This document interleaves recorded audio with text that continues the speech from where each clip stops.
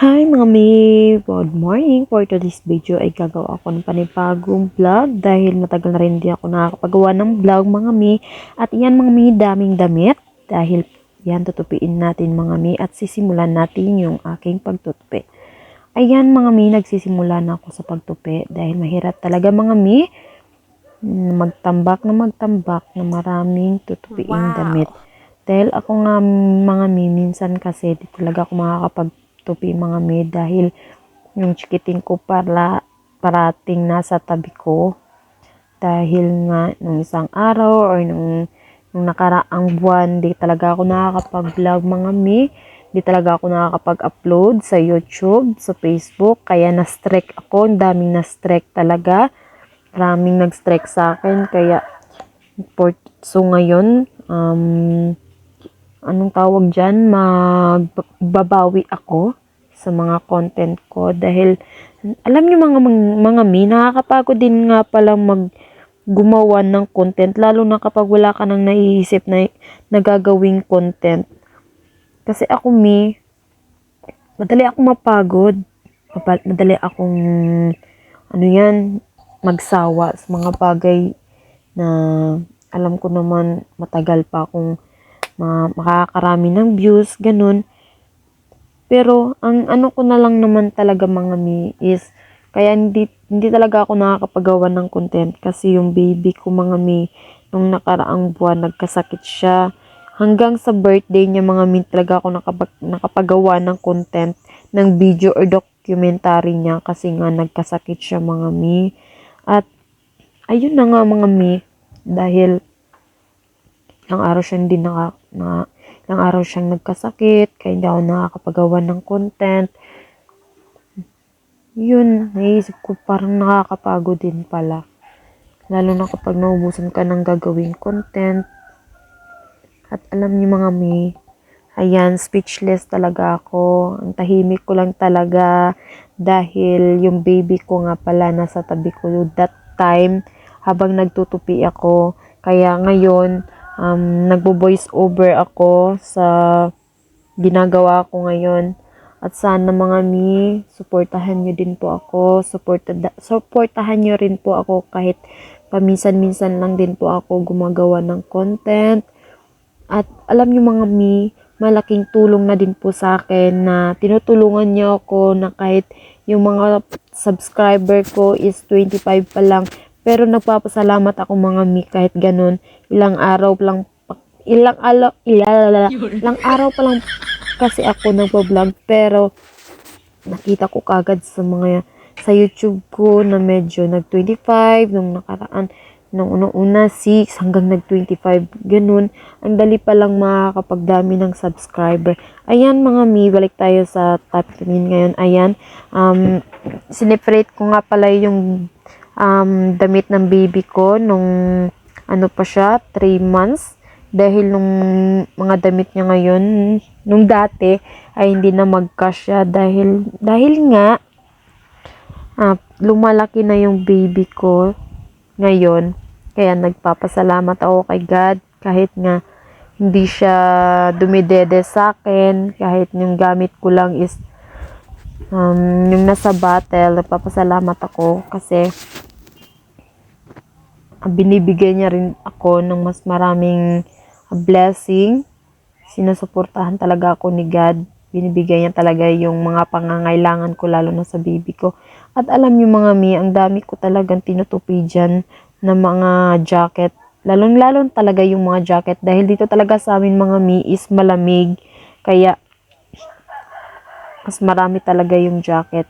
Dahil nung isang araw mga mi, nag-ukay-ukay ako. I love ukay-ukay talaga mga mi dahil mas marami ka pa talagang makita ng mga branded ng mga damit sa ukay-ukay. At alam niyo mga mi yan that time, yan. Nag-selfie pa talaga yung mami nyo. Dahil kahit alam niyo marami pa siyang tutupiin. Mas marami ka pa talagang mahanap at makikita sa ukay-ukay na mga branded mga mi. Ayan. Okay lang yan mga mi. Ayan. Okay lang yan siya. Pero kapag anuhin mo talaga, akala mo binili sa Shein, Shopee, Calmo branded. Mas marami talagang branded na makikita mo sa mga ukay-ukay. Shout out dyan sa mga ukay-ukay lovers. Oo, alam yung sa pagbo-voice over ko ang hihina talaga. Hindi talaga ako perfecto na magbo-voice over sa ngayon dahil medyo masama yung pakiramdam ko, yung tutunlan ko, ano ba yan yung tawag dyan. Sorry, tao lang po. At yung mga OOTD nga pala ng baby ko, inibak ko na, sineperate ko yung bawat ginagamit ng baby ko. Lalo na yung pangsimba niya, sineseparate ko talaga para kapag Sunday, hindi na ako mahirapang maghanap ng kanyang susuotin. Lalo na kapag, yung mga jacket, hindi na talaga ako magsisira.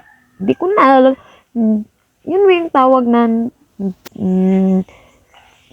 hindi mo nasisirain yung mga tinutupi mo dahil sa kakahanap, dahil hindi nga nakakaayos yung bawat isa na damit ng baby ko. Ayan, jacket na naman.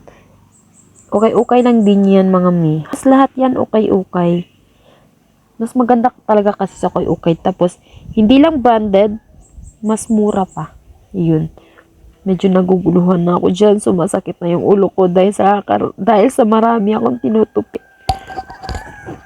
Kasalanan ko rin kasi mga mi kung bakit tinambak ko yung tinutupi ko, yung labahan ko. As a mom kasi, alam nyo, di kasi madali talagang maging mama, lalo na kapag yung mama nung baby mo, dikit ng dikit sa'yo, parang kahit umihi ka man lang, pumunta ka ng CR, hindi ka talaga makakapunta.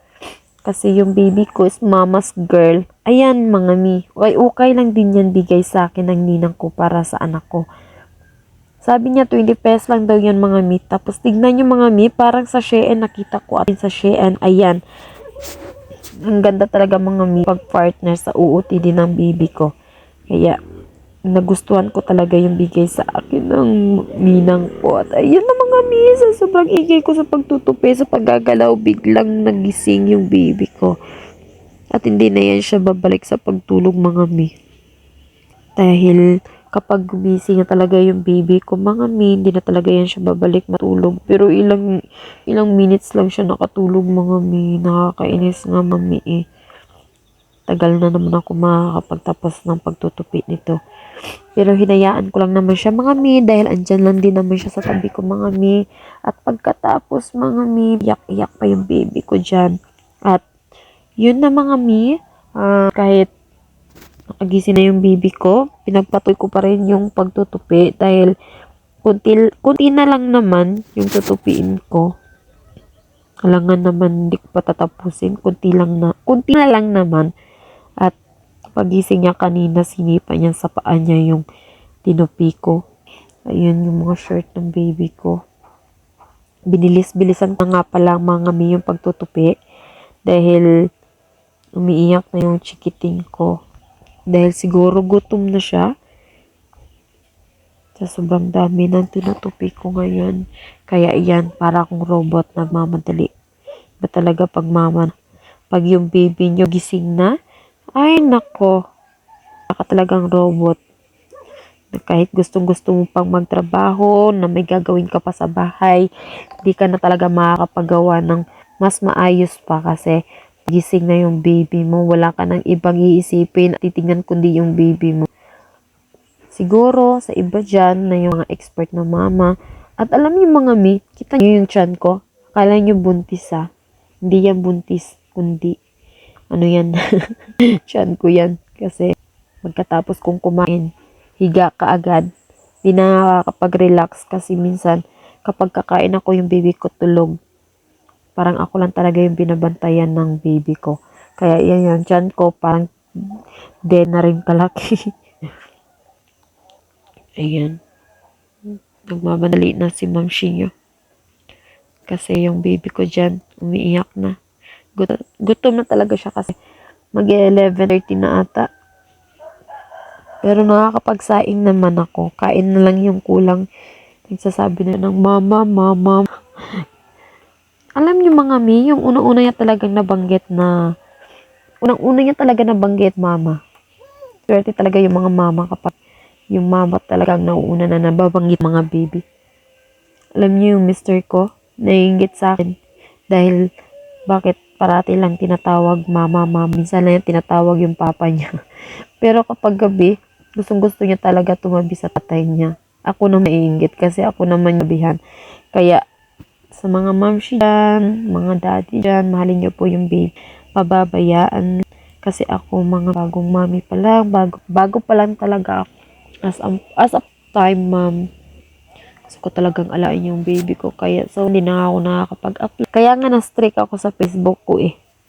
Dahil di ako nakakapag-upload at nakakapag-update mga ano ko, ng mga pala, ano yan, yung sinusuportahan ko. Ayan, tapos ng mga tinutupi ko. Ayan. Ayan. Yung pag-uutid din ng baby ko, ayan. Tapos, yung pagbahay, dami, no? Sa baby ko lang lahat. At yun ang mga